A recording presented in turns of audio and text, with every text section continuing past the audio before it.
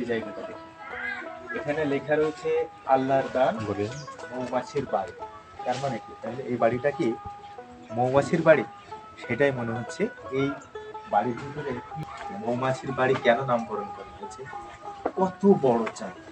এই যে দেখুন, এই একটা, এই পাশে একটা, ওই পাশে একটা রয়েছে না, একদম গেটের সাথে। ওই যে ওই পাশে, ওই যে ওই পাশে একটা রয়েছে। এই যে মৌমাছির এখানে আমরা তিনটে চাক দেখলাম। আমরা যদি একটু আস্তে আস্তে এই দিকে আসি, একটা দুটো তিনটে চারটে, এখানে চারটে চাক রয়েছে। মৌমাছির বাড়ি নামকরণ করা হয়েছে, একেবারেই যথার্থ নামকরণ।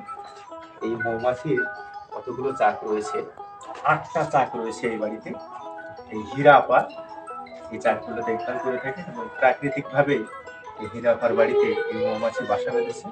এই যে আমার পিছনে যে চাক দেখছেন, এখান থেকে হীরা আপা প্রতি বছর একেবারে অর্গানিক মধু বিক্রি করে মোটা অঙ্কের টাকা লাভবান হয়ে থাকেন, মোটা অঙ্কের টাকা উপার্জন করে থাকেন।